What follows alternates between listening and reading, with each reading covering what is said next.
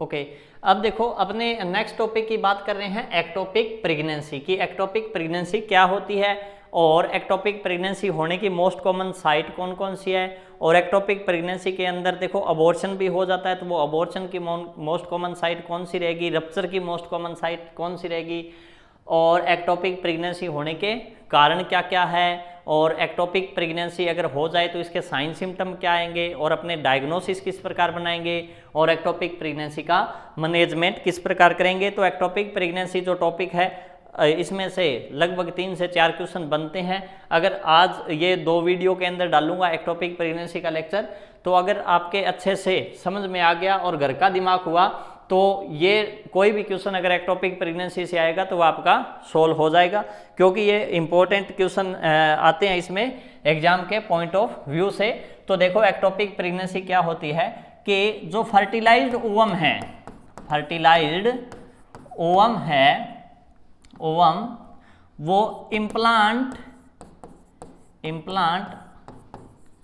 Other than uterine cavity, uterine cavity, क्योंकि आपको पता है कि फर्टिलाइजेशन होने के बाद जो इम्प्लांटेशन होता है, क्या होता है इम्प्लांटेशन, इम्प्लांटेशन, और इम्प्लांटेशन का दूसरा नाम है निडेशन। क्या बोलते हैं, निडेशन बोलते हैं भी। इम्प्लांटेशन का दूसरा नाम क्या रहेगा, निडेशन। तो ये कह रहा है कि जो फर्टिलाइज ओवम है वो नॉर्मली तो आके यूट्रस के अंदर, आपको पता है फंडस पार्ट के नज़दीक में बॉडी के ऊपर एंटीरियर या पोस्टीरियर साइड के अंदर इम्प्लांट होता है। तो यूट्राइन केविटी में इम्प्लांट न होके फर्टिलाइज ओवम का इम्प्लांटेशन अगर यूट्राइन केविटी से अलग जगह पे हो जाए, जैसे फैलोपियन ट्यूब में हो जाए, ओवरी के अंदर हो जाए, अब्डोमन केविटी के अंदर हो जाए, पेरिटोनियल केविटी के अंदर हो जाए, ठीक है, तो उसे क्या बोलेंगे, एक्टोपिक प्रेगनेंसी बोलेंगे। क्या बोलेंगे उसे, एक्टोपिक प्रेगनेंसी। तो अब देखो ये कह रहा है साइट, देखो एक्टोपिक प्रेगनेंसी की कौन कौन सी है, साइट ऑफ एक्टोपिक प्रेगनेंसी। तो एक्टोपिक प्रेगनेंसी की ना एक तो होती है extra uterine, extra uterine site कौन कौन सी होगी। एक अपनी बात करते हैं इंट्रा यूटेराइन साइट कौन कौन सी होगी। तो इंट्रा यूटेराइन की अगर बात करें तो ये सर्विक्स के अंदर भी हो सकती है, ठीक है भी, और कॉर्नुअल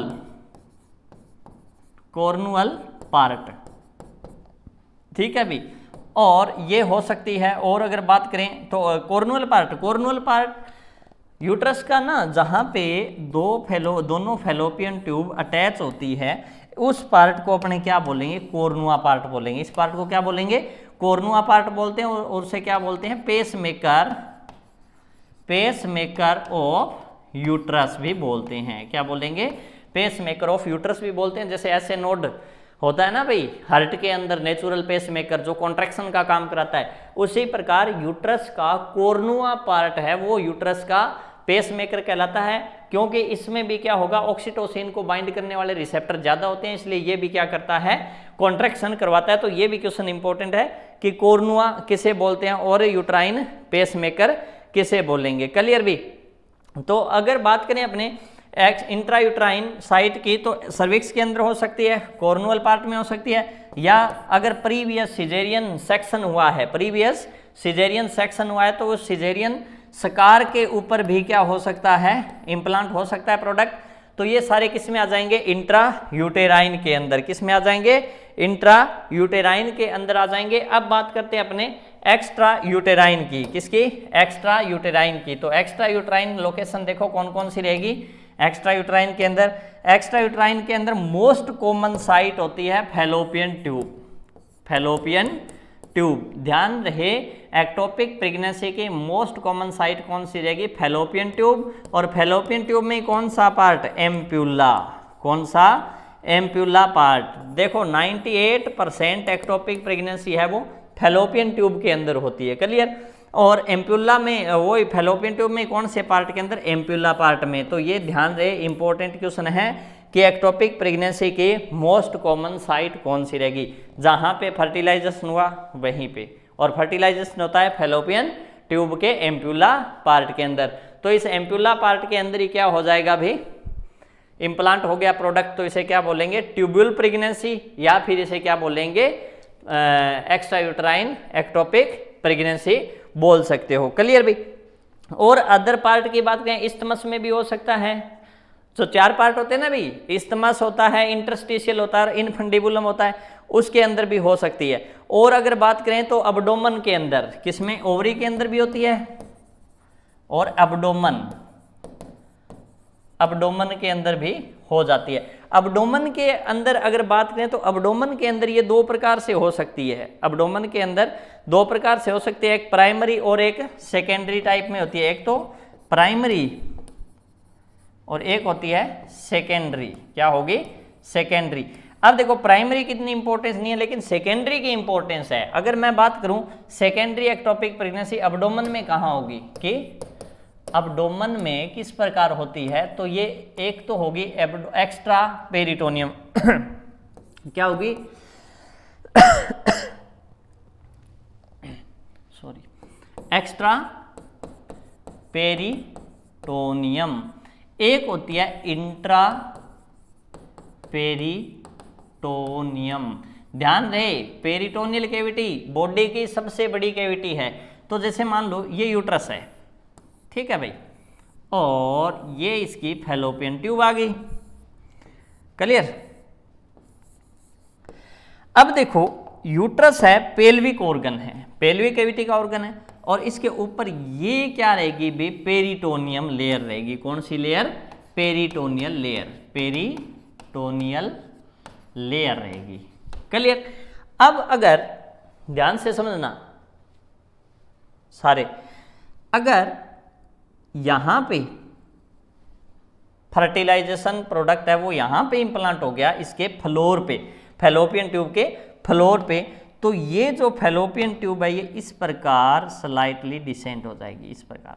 और ये जो प्रोडक्ट है ये क्या करेगा, यहाँ पे ग्रो करेगा। ठीक। और आपको पता है कि यहाँ ओवरी होती है, ओवरी के पास में यहाँ पे भाई लिगामेंट होते हैं, ब्रॉड लिगामेंट वगैरह, और ठीक है। तो ये प्रोडक्ट क्या करेगा, धीरे धीरे जैसे जैसे ग्रो करता जाएगा वैसे वैसे ये क्या है, पेरिटोनियम कैविटी से, क्योंकि पेरिटोनियम कैविटी तो ऊपर वाली साइड रहेगी, ये कौन सी है, लोअर साइड है, तो लोअर साइड में यहाँ पे आ जाएगा।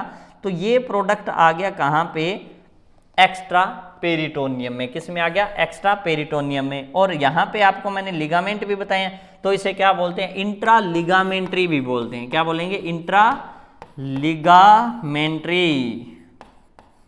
तो ध्यान रहे, एक्स्ट्रा पेरिटोनियम भी हो सकता है। एक्स्ट्रा पेरिटोनियम कब होगा, जब फैलोपियन ट्यूब के फ्लोर के ऊपर फर्टिलाइज ओवम का इंप्लांटेशन हो जाए, तो एक्टोपिक प्रेगनेंसी कौन सी होगी, एक्स्ट्रा पेरिटोनियम, जिसका दूसरा नाम क्या है, इंट्रा लिगामेंट्री। अब बात करते हैं, अगर ये फर्टिलाइज प्रोडक्ट है ये रूफ के ऊपर हो जाए, ये मान लो फैलोपियन ट्यूब की रूफ है, इस फैलोपियन ट्यूब की रूफ के ऊपर हो जाए, तो ये फैलोपियन ट्यूब क्या करेगी, इस प्रकार डेविएट हो जाएगी। ठीक है। और ये जो प्रोडक्ट है वो किधर ग्रो कर लेगा, इस प्रकार अंदर की साइड इधर ग्रो कर लेगा। तो ये किस में चली गई, ऊपर कौन सी कैविटी है, पेरिटोनियम कैविटी। तो इसे क्या बोल देंगे, इंट्रा पेरिटोनियल एक्टोपिक प्रेगनेंसी।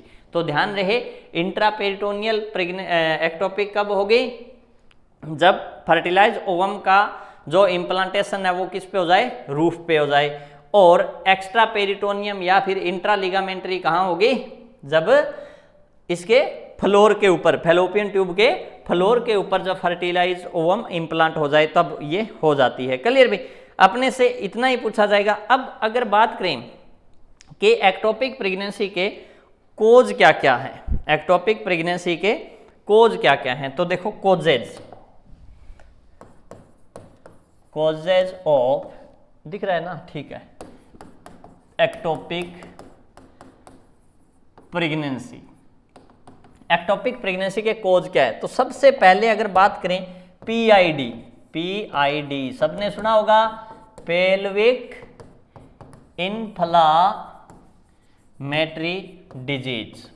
अगर मान लो पेल्विक इन्फ्लामेटरी डिजीज है, यूट्रस के अंदर फैलोपियन ट्यूब के अंदर अगर इन्फ्लामेशन हो रखी है, तो उस वजह से फर्टिलाइज ओवम क्या करेगा, वहीं पे इम्प्लांट हो जाता है। जैसे कई बार मान लो पेशेंट को साल्पेंजाइटिस है, साल्पेंजाइटिस, साल्पिंजाइटिस बोले तो फैलोपियन ट्यूब की इन्फ्लामेशन को क्या बोलेंगे, साल्पिंजाइटिस। या फिर इसके अंदर ना, जैसे मान लो कई बार ये इसके अंदर आपको पता है ये सीलिएटेड होती है, सीलिया पाए जाते हैं, इसमें हेयर लाइक स्ट्रक्चर पाई जाती है फैलोपियन ट्यूब के अंदर, जो क्या करती है ओवम और स्पर्म को मूवमेंट कराती है। या यह सीलिया डैमेज हो जाए उसकी वजह से, या फिर पेल्विक इन्फ्लामेटरी डिजीज हो जाए उस वजह से फर्टिलाइज ओवम यूट्रस में न आके यहीं पे इम्प्लांट हो जाता है। क्लियर। दूसरा अगर कोज की बात करें तो और कोज क्या रहेंगे, पीआईडी के बाद की अगर कोज की बात करें तो पीआईडी के बाद रहेगा आईयूसीडी। अगर कोई mother intra uterine contraceptive device use कर रही है तो उसकी वजह से भी एक्टोपिक प्रेगनेंसी हो सकती है। अगर और कोज की बात करें तो आपको पता है फर्टिलाइज्ड ओवम के सराउंडिंग में एक लेयर होती है जो जिसे बोलते हैं जोना प्लेस्यूडा। क्या बोलेंगे, जोना प्लेस्यूडा। ये जोना प्लेस्यूडा लेयर जब फर्टिलाइज ओवम यूट्रस के अंदर आ जाता है तब ये रिमूव होती है, जोना प्लेस्यूडा। तो जैसे ये जोना प्लेस्यूडा लेयर है वो रिमूव हो जाती है तो इस प्रोडक्ट का क्या हो जाएगा, तुरंत इम्प्लांटेशन हो जाएगा। अगर ये जोना प्लेस्यूडा, वैसे तो नॉर्मल प्रेगनेंसी के अंदर अगर बात करें तो 4 दिन तक फर्टिलाइज ओवम मोरूला बनने तक रहेगा, कहाँ पे, यूट्रस के फैलोपियन ट्यूब के अंदर। फिर 5वें दिन फैलोपियन ट्यूब से ये क्या आ जाएगा, बाहर आ जाएगा, यूट्रस के अंदर आ जाएगा। क्लियर। तो 5वें दिन क्या होगा, ओवम के सराउंडिंग में जो जोना प्लेस्यूडा लेयर है वो डिसअपीयर हो जाती है, और जैसे ही जोना प्लेस्यूडा लेयर डिसअपीयर हो गई तो तुरंत फर्टिलाइज ओवम का इम्प्लांटेशन हो जाता है। लेकिन अगर ये जोना प्लेस्यूडा है, ओवम के सराउंडिंग में जो लेयर है, इसका डिसअपीयर अगर फैलोपियन ट्यूब के अंदर ही हो जाए तो ये वहीं पे इम्प्लांट हो जाएगा, ठीक, जिसकी वजह से भी क्या हो सकता है, एक्टोपिक प्रेगनेंसी हो सकती है। क्लियर भी।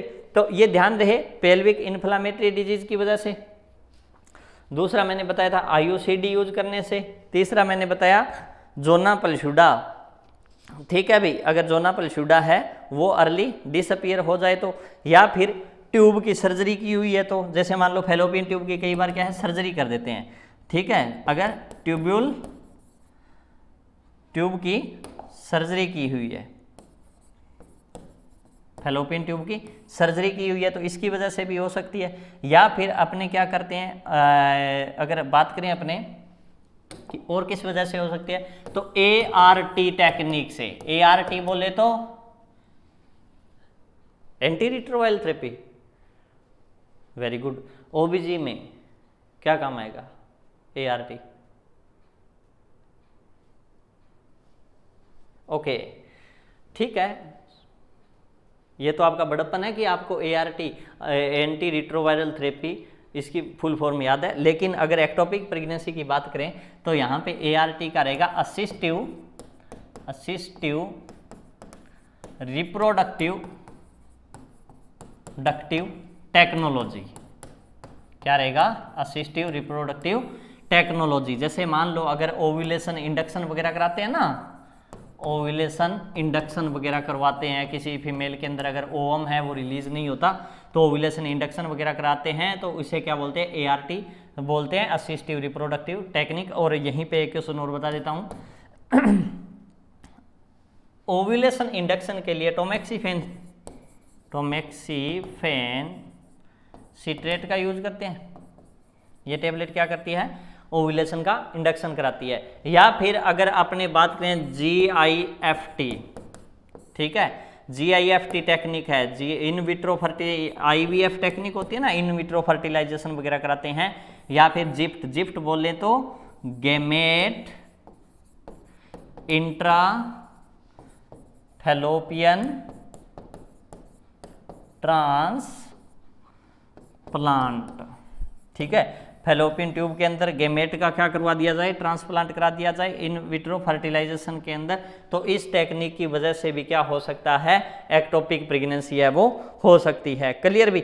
या फिर अगर बात करें प्रीवियस, अगर मान लो किसी की हिस्ट्री अगर है कि एक्टोपिक प्रेगनेंसी ही होती है, या फिर फैलोपियन ट्यूब की अगर लेंथ ज़्यादा हो जाए, ठीक है, लॉन्ग फैलोपियन ट्यूब, अगर फैलोपियन ट्यूब क्या है लेंथ ही ज़्यादा है, या फैलोपियन ट्यूब के अंदर क्या है कोई ऑब्स्ट्रक्शन आ जाए, या फैलोपियन ट्यूब क्या हो जाए नेरो हो जाए। मान लो फैलोपियन ट्यूब यहाँ से क्या हो गई नेरो हो गई, इस नेरो होने की वजह से भी क्या हो सकता है कि जो फर्टिलाइज्ड ओवम है वो इधर नहीं आ पाएगा, इसकी वजह से भी क्या हो सकता है एक्टोपिक प्रेगनेंसी हो सकती है। या फिर और बात करें इसके बहुत सारे कोज होते हैं, ठीक है। और अगर बात करें तो मान लो फैलोपियन ट्यूब के अंदर अडेशन हो गया, क्या हो गया अडेशन हो गया, फैलोपियन ट्यूब आपस में चिपक गई, तो उस केस के अंदर भी एक्टोपिक प्रेगनेंसी हो सकती है। या और बात करें ट्यूबुल ओस्टिया बन गई, फैलोपियन ट्यूब के अंदर क्या है इस प्रकार क्या है ओस्टिया बन गया, ठीक है अभी समझ गए ओस्टिया इस प्रकार। अच्छा ये ओपनिंग नहीं है ओस्टिया है, ओस्टिया बोले तो जैसे मान लो इस प्रकार ये फैलोपियन ट्यूब है, ठीक, और ये इस प्रकार हो गई इधर से, ये लो, ठीक है, इधर से प्रोडक्ट है वो इधर नहीं जाएगा, ठीक है, तो इसे क्या बोलते हैं ओस्टिया बोलते हैं। अगर स्मॉल ओपनिंग इसके अंदर रह जाती है फैलोपियन ट्यूब के अंदर तो इसे ट्यूबुल ओस्टिया बोलते हैं, ठीक है अभी। और बहुत से ऐसे कोज है जैसे मान लो मल्टीपेरिटी वगैरह हो गई, या फिर कोई इन्फेक्शन वगैरह हो गया, तो इस वजह से भी एक्टोपिक प्रेगनेंसी है वो हो सकती है। अब अपने बात करेंगे कि एक्टोपिक प्रेगनेंसी जैसे ही हो गई तो इसके अंदर जो रप्चर का टाइम क्या रहेगा और अबॉर्शन का टाइम क्या रहेगा, ठीक है, रप्चर और अबॉर्शन, ठीक है। तो ये थोड़ा सा ध्यान से समझना, क्योंकि फैलोपियन ट्यूब के अंदर जैसे ही प्रेगनेंसी कंसीव हुई तो जितना स्पेस उसको ग्रो करने को मिलेगा, जो फर्टिलाइज्ड ओवम है उसको जितना स्पेस ग्रो करने के लिए मिलेगा उतने टाइम तक तो वो ग्रो करेगी, बाद में क्या हो जाएगी फैलोपियन ट्यूब रप्चर हो जाएगी, तो ये अपने को ध्यान रखना है, या उसका क्या हो जाएगा फिर अबॉर्शन हो जाएगा। तो ये अपने को दोनों चीज़ें ही ध्यान में रखनी है कि अबॉर्शन की मोस्ट कॉमन साइट कौन सी रहेगी और रप्चर की मोस्ट कॉमन साइट कौन सी रहेगी। तो रप्चर की रहेगी इस्थमस, इस्थमस क्योंकि ये सबसे नेरो पार्ट है, इसलिए रप्चर की मोस्ट कॉमन साइट कौन सी है मोस्ट कॉमन साइट, ठीक है अभी। फर्स्ट मोस्ट कॉमन साइट कौन सी रहेगी इस्थमस रहेगी, और सेकंड मोस्ट कॉमन की बात करें तो इंटरस्टिशियल रहेगी, interstitial second most common site रहेगी, मोस्ट कॉमन साइट रहेगी किसकी रप्चर की। और अगर उसके बाद अगर बात करें अपने कि जो ये है रप्चर का इसका जो बात करें कि टाइम पीरियड क्या रहता है और है, या फिर अबॉर्शन का इसमें टाइम पीरियड क्या रहता है, तो जो रप्चर रहेगी वो अर्ली स्टेज के अंदर अगर बात करें इंटरस्टिशियल और इसकी इस्थमस की, तो अगर बात करें इंटरस्टिशियल तो ये लगभग 12 से 16 वीक के ऊपर क्या हो जाएगी रप्चर हो जाती है, और इस्थमस है वो भाई 8 से 10 वीक के लगभग क्या हो जाएगी रप्चर हो जाएगी। दिख रहा है क्या ऊपर तक, ठीक है दिख रहा है क्लियर। अब अबॉर्शन की अगर मोस्ट कॉमन साइट की बात करें कि अबॉर्शन की मोस्ट कॉमन साइट, तो पहली कौन सी रहेगी एम्प्यूला, कौन सी रहेगी एम्प्यूला, क्योंकि अबॉर्शन हो जाता है फैलोपियन ट्यूब के अंदर भी, अगर प्रोडक्ट इम्प्लांट है उस टाइम भी कोई ऐसी कंडीशन आ जाए जिसकी वजह से अबॉर्शन हो सकता है, तो एम्प्यूला पार्ट है वो क्या है अबॉर्शन का मोस्ट कॉमन साइट रहेगी। ये अपने को ध्यान रखना है कि एम्प्यूला पार्ट है वो फैलोपियन ट्यूब की मोस्ट कॉमन साइट रहेगी। और अगर सेकंड मोस्ट कॉमन साइट की बात करें कि सेकंड मोस्ट कॉमन साइट कौन सी रहेगी अबॉर्शन की, तो सेकंड मोस्ट कॉमन अपने बात करें तो इनफंडिबुलम, इनफंडिबुलम लास्ट पार्ट होता है ना फैलोपियन ट्यूब का, ये रहेगी। तो भाई एक क्वेश्चन तो ये पूछा जाता है कि अर्ली रप्चर किस में होगा, तो अर्ली रप्चर 8 से 10 वीक पे हो जाएगा किसका इस्थमस का, और बाद में इंटरस्टिशियल का रप्चर होगा 12 से 16 वीक में। उसके बाद ये कह रहा है अबॉर्शन, अबॉर्शन रहेगा, अबॉर्शन की मोस्ट कॉमन साइट है वो कौन सी रहेगी एम्प्यूला पार्ट, और दूसरी अबॉर्शन की मोस्ट कॉमन साइट कौन सी रहेगी इनफंडिबुलम रहेगी। इन बातों को अपने थोड़ा सा याद रखना है क्योंकि ये कई बार पूछ लेते हैं, क्लियर भी। अब उसके बाद और अगर बात करें कि अगर ये रप्चर हो जाती है और है तो इसमें अपने को क्या मिलता है, एक तो इसमें ध्यान रहे मैं अभी बता देता हूं आपको कि एक तो यूट्रस के अंदर प्रोडक्ट इम्प्लांट है, ठीक है भाई, उसका अबॉर्शन होता है, तो इसमें क्या होगा, डेसिडुआ भी आएगी, डेसिडुआ भी आएगी और कोरियोनिक विलाई भी आएगी। ठीक, अगर अबॉर्शन कहाँ पे है, अबॉर्शन कहाँ, कौन से प्रोडक्ट का हुआ, जो यूट्रस के अंदर इम्प्लांट है, क्लियर। और अगर मान लो फैलोपियन ट्यूब के अंदर प्रोडक्ट इम्प्लांट है और इसका अबॉर्शन होगा, अगर इसका अबॉर्शन होता है किसमें, जो प्रोडक्ट फैलोपियन ट्यूब में इम्प्लांट है, तो ओनली डेसिडुअल कास्ट आएगी, ओनली डेसिडुअल कास्ट है, वो वेजाइनल ब्लड के साथ बाहर आएगी, ठीक है, उसमें कोरियोनिक विलाई नहीं आएगी। तो इन दोनों में देखो, इसमें क्या आ रही है, ओनली डेसिडुआ आ रही है, लेकिन इसमें क्या आ रही है, कोरियोनिक विलाई भी आ रही है। तो इस कोरियोनिक विलाई को देख के अपने उस प्रोडक्ट के अंदर देख के ये असेस कर सकते हैं कि ये जो अबॉर्शन है, क्या ये ट्यूब्यूल अबॉर्शन है या यूट्रस का अबॉर्शन है।